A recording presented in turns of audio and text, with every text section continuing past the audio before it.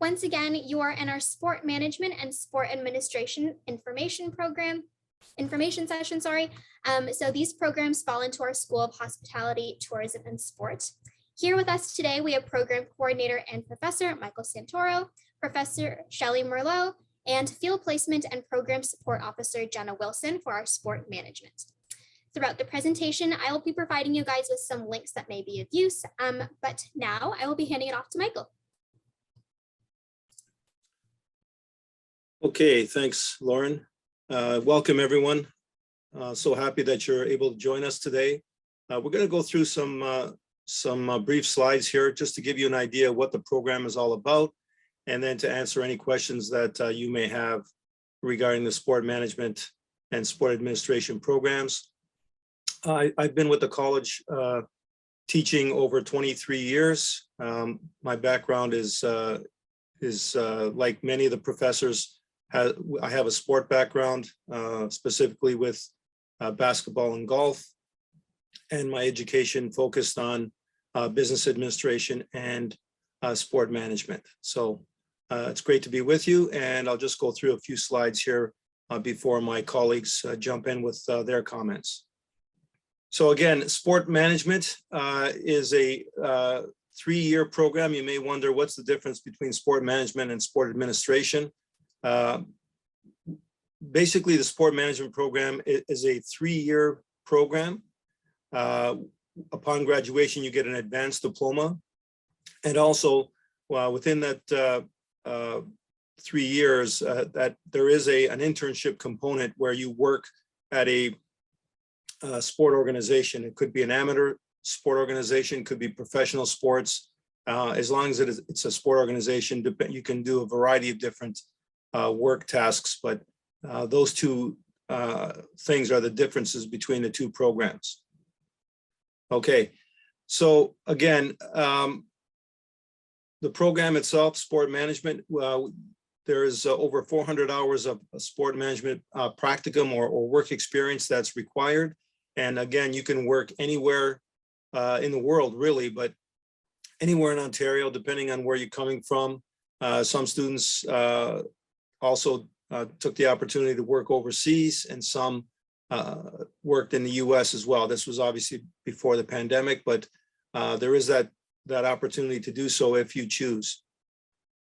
The program, again, combines fundamental business skills along with sport industry knowledge and application. So it is a business program, but it's the business of sport. And of course, there is that hands-on experiential learning within the industry with various sport organizations. And some of them that we have partnered with in the past have been the Hamilton Tiger Cats, Maple Leaf Sports and Entertainment, and CBC Sports Television, as well as the Canadian Olympic Committee. So I'm just going to give you a rundown of the curriculum and the courses that you would be taking if you join the program. This slide here on the left is term 1 or semester 1. This is the introduction for you into the program. You would take various courses. Every semester has 6 courses. They're all 3-credit courses. And you'll see that there's always at least 1 or 2 or 3 sport-related courses per semester. So you're never just taking a semester with no sport courses in there. So for example, semester 1, you'll take Introduction to Sport Management, and you'll also take Leadership in Sport as sport-related courses. And then also you have your communications courses or English courses. Yeah, there's one in that semester, along with a Math and Finance class, and also an Excel course, along with a general elective in semester 1. And in the winter, so that would be the fall, and in the winter, you would take the courses that you see on the right-hand side. Again, 6 courses. You'll have Negotiations and Law for Sport. You would have Governance of Sport Organizations. Again, another communications class, a sports sponsorship class, which typically Professor Merlot, who is joining us today, she would teach that class, a sport marketing class, and a sport finance class. And then in semester 3 or term 3, again, 6 more courses, and you can see what they are here: media and sport, ethics in sport, the global economy in sports, the sport consumer, sales and promotions in sport, and then a general elective class. And then in term 4, you'll see those courses on the right-hand side. Again, another communications class, math class, a sport facilities management class, human resources in sport, and sport management research, along with a general elective class there. And then term 5, you'll see the 6 courses. And the difference here would be the other 4 semesters that you just saw, they ran from fall, winter, and then in year 3, or within after the 4th semester, you would go to school come to classes in the spring semester. That's the one little difference. So it goes fall, winter, and then the spring would be term 5, where you would take these 6 classes that you see here. And then after that, we open it up to you to work in the internship portion of the program. So in term 6, which would fall in the winter of year 3, you would do your internship, but you also have the option to do it in the fall as well. And the beauty of that is that you can pick either a summer, fall sport or a winter sport. You're not really limited to the time of the year, which gives the students maximum flexibility. So we are a very hands-on applied program. We try to take the theory and show the practical side of that theory. So this is an example of where I teach a sport facilities class, where we take our students to various sport facilities. In this case, it was the Scotiabank Arena. We went on a field trip as part of our class. And this is, we have one of the executives of MLSE explaining to the students how they run the arena itself. And then after, there's the fun part of it where we actually stay at night and watch a Raptors game in the evening, and then we all get on a bus and come back to campus. This is another one where we took a field trip to the Rogers Center. We learned about how to run a stadium. So we looked at arenas, and now we're looking at stadiums here and what's involved in running stadiums. We take students behind the scenes to learn that. And then we stay at night to watch a Jays game as well. This is part of our College Be World Ready program, where prior to the pandemic, we took a group of students to Las Vegas, and they visited various sport facilities in Vegas. We went to the baseball park for the minor league team there. We went to the NASCAR track there. We went to the esports arena in one of the casinos there. And so this is just a picture showing our trip to Vegas. This is part of that same trip. We also went to see the Golden Knights play NHL team, hockey team. So they gave us a warm welcome on their scoreboard. We're going to now turn our attention to the 2-year sport administration program. Again, this is when you complete a 2-year program, it's a diploma. It's not an advanced diploma. And basically the courses are all the same for the first 2 years. The only difference is after 2 years, it drops off. You graduate with a sport administration diploma, and there is no work portion to the program. There is no internship portion, but there is volunteer opportunities for you to connect and network with sport organizations. Again, the program highlights are very similar to sport management. We're working with various sport associations, professional and amateur. Again, the courses are the same, so you're going to learn the basic fundamentals, business skills, and how they're applied to the sport industry. Again, I'm not going to go through every course here, but again, these courses are the same as the ones I previously went through with you, exactly the same. Year 1, term 1, and term 2, they're the same: sport management, sport administration. And then here's term 3. Whoops. Go back one. Yep. Here's term 3 and 4. Again, those courses you see in front of you are exactly the same as sport management. At this point in term 4, that's where you would stop as a sport administration student. You would stop after year 2 and you would graduate at this point. In addition, if you're in sport management and you feel like you want to, you don't want to go further into year 3, you can actually, from sport management, you can actually stop at this point because the courses are identical, and you could graduate after 2 years with a sport administration should you choose to take that path. Okay, just very briefly here in terms of admission requirements. Basically, you have to have your grade 12 high school diploma, which means that you would have to have your grade 12 English. The real kicker here is that you are required to have grade 12 math. And again, this is any grade 12 math. It could be data management. It could be a C or a U math. It doesn't really matter if you took some university course maths or college math. Either one would qualify you to be admitted into the program. This is stepping a little bit ahead, but we do want to let you know that should you decide to come to Niagara College and take the sport management or sport administration programs, upon graduation, you do have options. So once you finish our program and you think, you know what, maybe I want to pursue a degree in addition to my advanced diploma or diploma, you do have those options. You can stay within Niagara College and take other programs while you're here, and take, perhaps you major in so let's say a marketing program or a sales program, a business program, or some other ones. You can certainly do that. Or you might want to transfer to a university and to pursue a degree, let's say in sport management.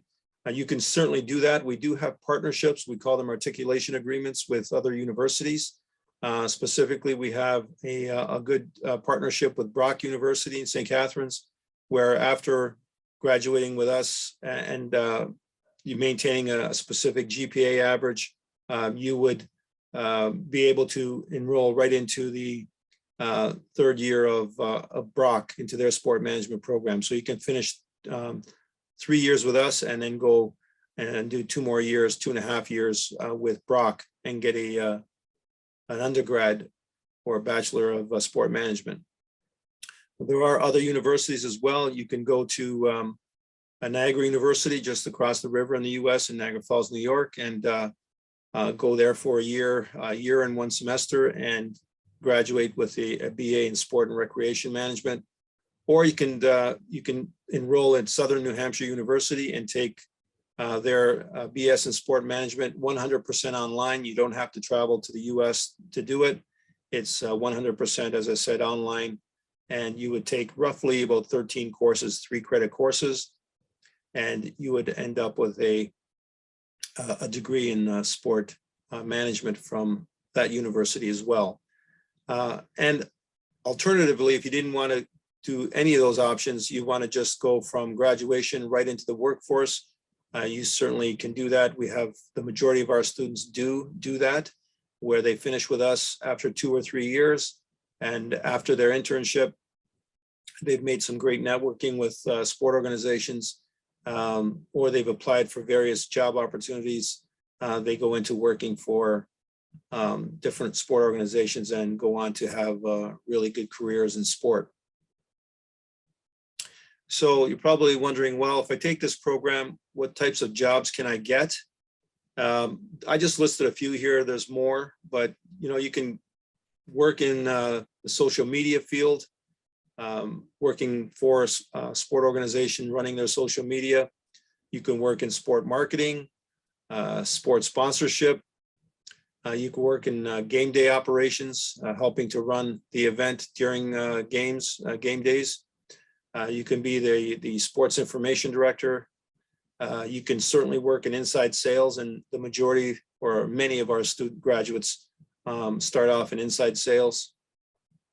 You can be a group sales account manager. You can work in facilities, helping to run an arena or stadium or sportsplex. various sport venues, and more, much more. So those are just a few that you could work in after graduating with us. And of course, you may not even know now. You might say, like, I really don't know enough about it. But that's why you're coming to classes and you're learning from your professors. You're going to learn about the various opportunities, what's involved in these various positions, and then you can judge for yourself which ones seem to be a better fit for you. And so you may also be wondering, where can I work upon graduation? What are graduates doing now? The program has been running for about 9 years, and we're going into our 10th, and we have graduates all over the place. These are just some of the organizations that have hired our graduates. We have some working for Maple Leaf Sports and Entertainment, whether they're with the Raptors or the Leafs, Toronto FC, all of those actually. We've had graduates work at the Ottawa Red Blacks. We've got a graduate working with the Edmonton Oil Kings, the farm team for the Edmonton Oilers. We also have some graduates working at the Niagara Ice Dogs, Hamilton Bulldogs, Guelph Griffins University, their athletic department. We've got one now working at Brock University Athletic Department as well. We've got some at the Hamilton Tiger Cats, Calgary Flames, and Ottawa Senators, just to name a few. So these are just a few, just a couple of testimonials from graduates here. I won't bother reading the entire quote, but basically Jake here is a graduate of the program, and he's working with the Ottawa Senators group. And here's Nav, one of our past graduates as well. And he's working with MLSE in their sales program. He's the account executive inside sales for the Raptors, and he also works with the Leafs and the Toronto FC, but mainly with the Raptors. So before we get onto this slide, Lauren, I just wanted to ask whether Jenna or Shelly want to chime in with any information that I may have overlooked, or if you have any comments about your applied, Shelly, about your applied courses, and Jenna, how you take the theory and focus on the applied side of learning. Thanks, Mike. Yes, I'll jump in there for a second. Is really good points that we do take the academics that you learn, that we are teaching in the class, and you are really applying it almost directly. And one of my lines is that an assignment isn't just an assignment. We really transfer that and give you an industry situation where you can apply what you've learned. And oftentimes students have used for, as Mike's mentioned, sponsorship, or it could be marketing, where we've taken that assignment and actually made it an industry example. And you've then created a sponsorship package, or transferred the knowledge, and you can actually relate it to a sport organization in the Niagara region, or anywhere really. And students have taken these packages and tools and have been able to use them in industry once they've left and joined the employment. We bring in guest speakers as well. If we can't, and we don't know the certain answer, or we want to highlight a particular sport organization or a topic, we bring that guest speaker in. It could be from our Niagara Ice Dogs. It could be from the basketball, the CEBL, we're really connected with. So there's all kinds of opportunities there. And I'm hoping you all realize that next summer, 2022, we're hosting the Canada Games. So Niagara is hosting the 22 Canada Summer Games next August. And as Mike has said, there's been great opportunities. So even before you come to the college, volunteer and get involved in that, because that will really give you a good orientation and an introduction into sports as well. So we really bring in the guest speakers, apply the knowledge, and when you leave, you've got the tools in your toolkit to use in any sport industry. Yeah. Jenna might have a couple of things. I don't know. Mike, go ahead. Yeah, of course. I just want to reiterate the importance of that applied hands-on learning. It's something that really takes your experience to the next level. So it's one thing to sit in a classroom and understand the theory behind how and why we got to the way we were within the sporting landscape in Canada, but it's another to put that knowledge into practicum. So we like to do that with a lot of, with all of our courses in different ways. We'll take you right into the gym so that you can experience the content that you're learning about, so that it changes the way that you think about things, and it challenges your ability to critically think, which is a great transferable skill and really required during this day and age.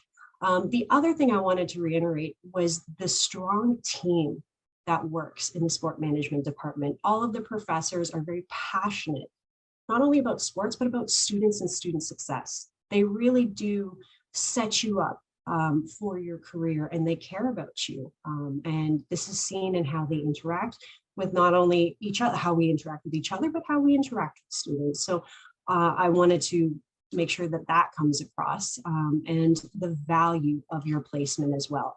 So when you're getting in and experiencing and working with different organizations such as the Hamilton Tiger Cats or any non-for-profit sport group in Canada, you're really learning what the Canadian sport landscape was built on. And you're getting to try before you commit, if you will, to see what it's really like. So we can talk about it in class all day, but now you're getting the true understanding of how hard working sport management professionals are, from non-for-profit to grassroots initiatives to, professional sport development. So that's something that you get with Niagara College from the start to the finish. So Mike, I'll throw it back to you. Okay, excellent. Yeah, thank you, Jenna. So Jenna will be your contact person once you join us, where she will assist you in getting an internship opportunity. She'll prep you for that opportunity if you're not fully up to speed on the organization or your own skills, such as maybe interviewing skills, resume writing, that type of thing. Jenna will certainly help you with that. Maybe do some mock interviews, that type of thing, where you're really put in the best position to succeed. And again, the other thing I want to emphasize, as Professor Merlot and Wilson told you, that we really emphasize the networking aspect of sport. In this business, it's a lot of making connections with people who can end up giving you the opportunity for employment. And so, we all have connections in various sports and various arenas and of the industry, and we try to connect students with professionals who can help you to get that first opportunity, that first job, that first internship, so that you can then run with that and hopefully do well and end up getting a good full-time paying job at the end. And that's really what this is all about at the end, is for us to prepare you for a good paying job in the sport industry, which obviously would be your passion. So that's what we're all about here at Niagara College. So at that point, I think I'll turn it over to Lauren. Another place, maybe I'll just for a second, Professor Santoro mentioned universities and colleges. Well, we do have graduates working at, he mentioned Guelph, but we also have someone else at Queen's, and we've had someone at McMaster. So, working in that facilities area in athletics.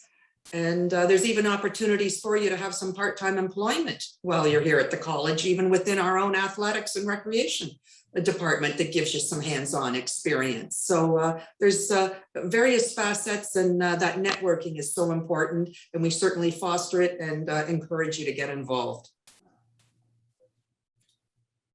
Yeah, I echo that statement. We work very closely with our athletics and recreation department in many different facets. One way we have is employment, working at facilities, within intramurals, within the fitness center. We also do run varsity sports, we do hire different students to help with those events. So if you are interested in event management and want to work with varsity sports event, there's lots of opportunities there.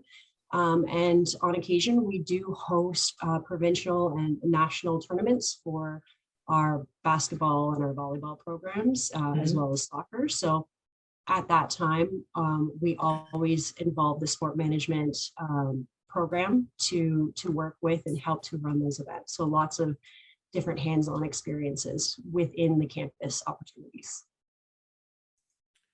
So while we're waiting for some questions, I just want to also add that some of our guest speakers, we touched on it earlier, but just to give you an example of some of the people who've come into the classroom to speak to students, we've had a gentleman who's in charge of the analytics department for the Buffalo Bills. He came in to talk to class about how they use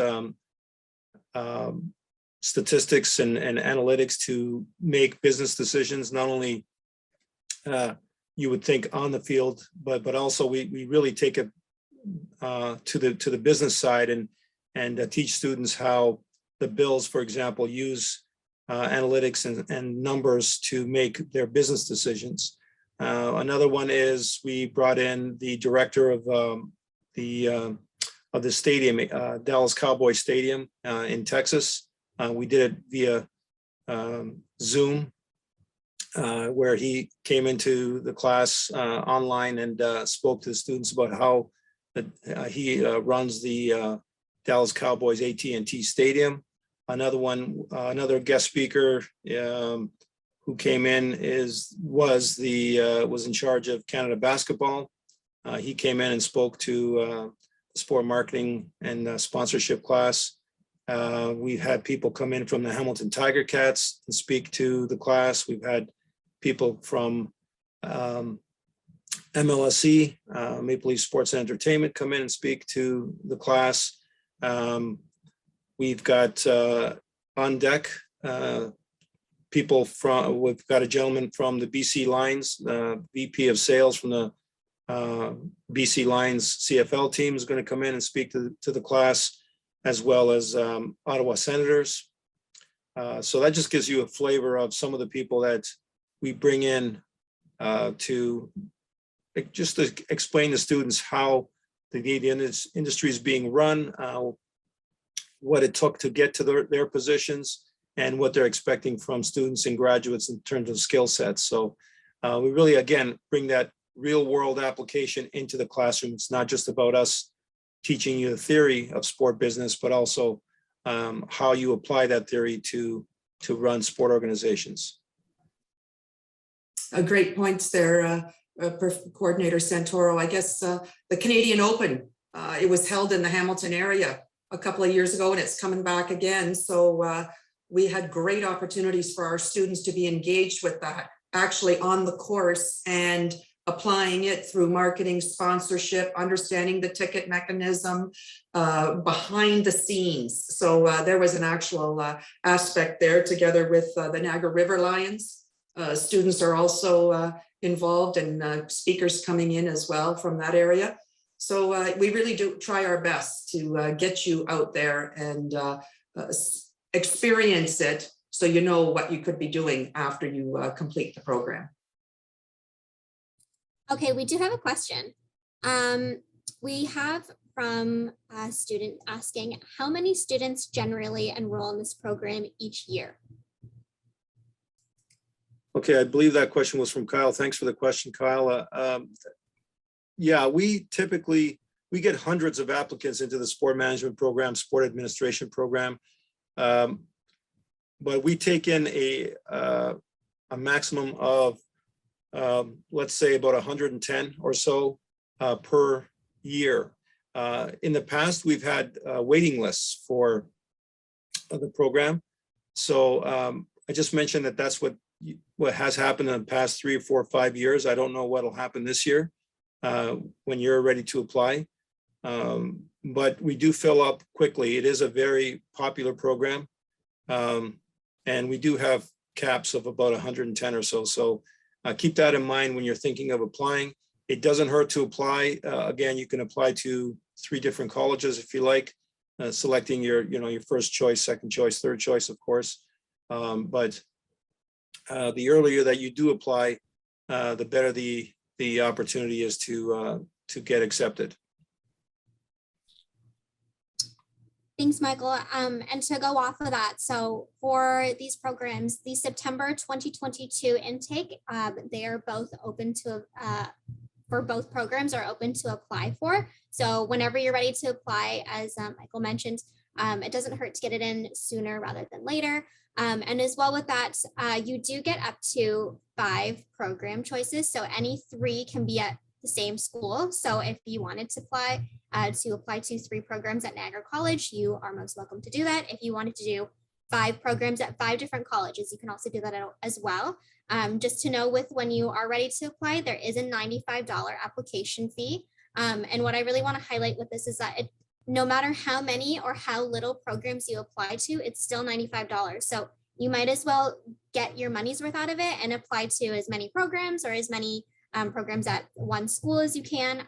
So it doesn't hurt to do that as well.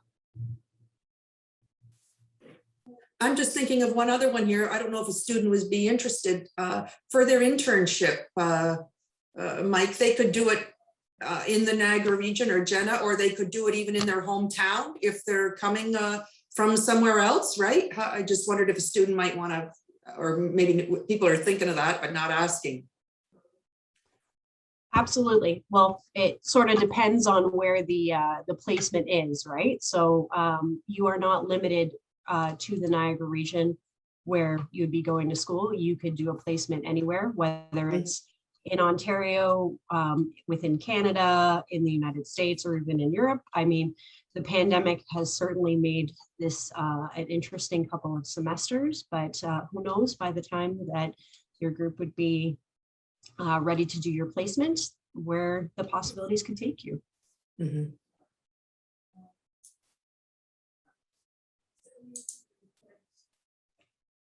I'm curious to see sort of where everybody's sport interest is. Are you professional sporting fans? Are you amateur sporting fans? If so, if you're professional sporting fans, what's your sport of choice and your team of choice, if you're willing to disclose that? I'll give you a little bit of background about me just to sort of help this. I'm a football girl, true and true. I actually coached football within the Niagara region and in Toronto for just over 10 years. And I coached little kids in high school. And I actually do have a TDSB championship. So that's sort of the pride of my career, but that happened a long time ago. So I am a big NFL fan, and I'm a New England Patriots fan, but I've been a fan since before most of you were probably born. So Tom Brady was not playing for the Patriots at that time. I am like Bill Parcells and Drew Bledsoe kind of dates. So it's been a minute, but yeah, that's who I am as a professor. Be interesting to see what your fans are. Nicholas says hockey, and it's the Leafs for him. And Kyle says mostly NHL and the NFL, and they like the Boston Bruins and the New England Patriots. Love it, Kyle. Awesome. We can chat when you come to the school. I won't hold that against you, Kyle. It's okay. Leafs and Bruins, or Leafs and Bills. And I guess I'll just, my background a little bit. I bring another element to the sport program with my festivals and events background. So that complements, most sporting events have some sort of festival event or ancillary activity that goes along with it for some fan engagement, attendees. So I also bring that lens to it as well. And I've been fortunate to work on the Pan Am Games in the past. I had a professional development leave where I worked on festivals and events over the 2-week period, and that was specifically in Hamilton, my hometown, where soccer took place in 2015. So if anybody was attending anything in 2015 for soccer, we had other activities complementing that. So I bring that sort of lens to the program as well. And just like to add to Shelly, she is a wealth of knowledge when it comes to games. So the experience and the learning you would get from her is incredible. she's been through so many different kinds and had touch points working with lots of amazing opportunities. So she's one of our true treasure professors. We do have another question that just came in. Carrie is asking, what are course hours like? Is it a full 5 days a week? Good question. That really will depend on how the courses get scheduled from semester to semester. But I can tell you that it's not typically, first of all, there's 6 courses, 3 hours per course, but those 3 hours can get split up in various ways. It can be 2 hours in the classroom and 1 hour online. It can be 3 hours in the classroom. It can be 3 hours online. It really depends on the course and on the semester. And in terms of days of the week, again, the scheduling from the college is like a big matrix, because it's not only our program, but we schedule rooms with other programs in the college as well. So it's not likely that you're on campus all 5 days, like Monday, Tuesday, Wednesday, Thursday, Friday. It could be that you may get 1 day off. It just depends from semester to semester. And it could be that you may have 2 courses, 2 classes in 1 day, and maybe 3 another day, or 1 another day. It could be that you have 3 hours of classes on Monday, and you might have 5 hours of classes on a Tuesday. Sometimes classes start at 8:30 in the morning, and sometimes classes don't start until 11:30 in the morning, or even 1:30 in the afternoon. They may start at 1:30 and run up until, say, 5:30 or something like that. So it runs the gambit of how the scheduling works. It isn't like high school where it's, Monday to Friday, 8:30 till 3:20 every single day. It's not like that. You're going to have pockets of, you may have a 2-hour class from 8:30 till 10:30, and then you may not have another class until 1:30 that afternoon. So you might have a 2 or 3 hour gap between classes where you can do various activities. You can work on your assignments. You can just chill out. You can do some studying, whatever. So it really depends from semester to semester. The other question that we have to go with that is there a lot of homework outside of the classroom time? I guess it depends on what you define as a lot. There is homework. There are assignments that we give.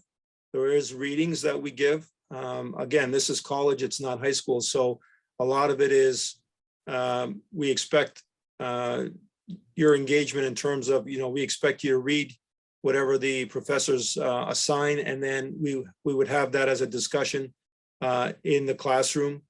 There are papers that you have to write on various topics. It really depends. So there is homework. There's readings that is required. There's assignments that are due. But again, it's hard for me to define a lot. There is some, but not enough that it's overwhelming that you can't handle it. It's spread out, I think, fairly well. The professors are pretty cognizant of that fact, and they do their best to not overload students at one particular time. They spread the work out evenly, I think is fair to say. And so that's how I would answer that question. I don't know whether Shelly or Jenna, you guys have different comments there. Sure. Well, it's not work for the sake of work. It's all purposeful. So you'll be doing things that will be contributing to your transferable skills and within the learning environment. So again, as Mike said, work a lot is subjective, but there is purposeful work that helps to train you to be ready to be a sport management professional. True. And oftentimes it's a good idea to have an agenda. And, everybody keeps it, whether it's on your phone or, the old fashioned paper agenda book, but, keep a schedule so you know when things are due and you don't get behind, and you keep on top of the assignments or the readings, or maybe it's a quiz online, there's due dates when things are coming in. So always to be cognizant of that. And you may also find that, and I know Jenna and I have been great in collaborating with assignments, where you may get, two different courses, but there's a mutual outcome there. And we oftentimes will collaborate together on an assignment so that you can see the transferable skills and why the marketing is important for sponsorship or vice versa. So we certainly are try our best to work together with you, but agendas, and it's all about how you can keep track of what you're doing. Just don't fall behind. Yeah, time management is a critical skill that we find that the most successful students that we have are very good with their time management. They know how to keep track of this assignment, because it's easy to lose track of assignments because you've got 6 different courses going on and everybody's giving you an assignment and they're all on different days. So that's easy sometimes to get mixed up, or you fall behind, or you wait till the last minute and then you're scrambling.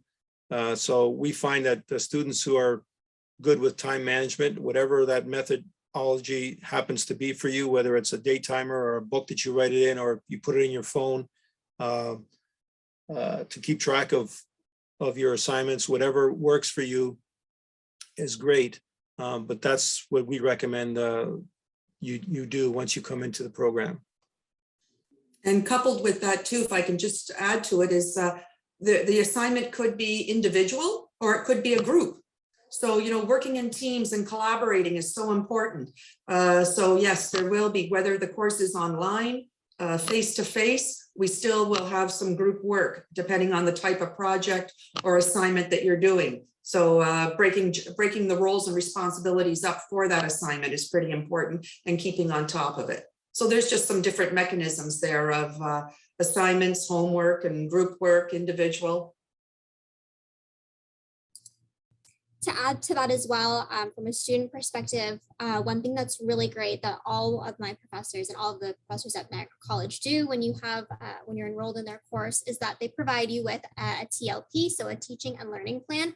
And that really gives you like the breakdown of what will you be going over, chapters, assignments, and it really gives you a really great timeline of what's coming up. And so you know what assignment's coming up, or when you have a quiz, or when your big project is coming up as well. So that's really great to use. I know I look at mine all the time and I kind of cross off the week so that I'm staying on track. And I know I've taught my sister the same trick as well. So it's a great tip to have, to be able to make sure that you're staying on track, because you have all these classes and assignments coming up. So just something I recommend to aid to your time management. Good luck, everyone, and we look forward to seeing you at Niagara College. You won't be disappointed. Absolutely. And thank you again for your time. Have a great day, everyone. Thanks.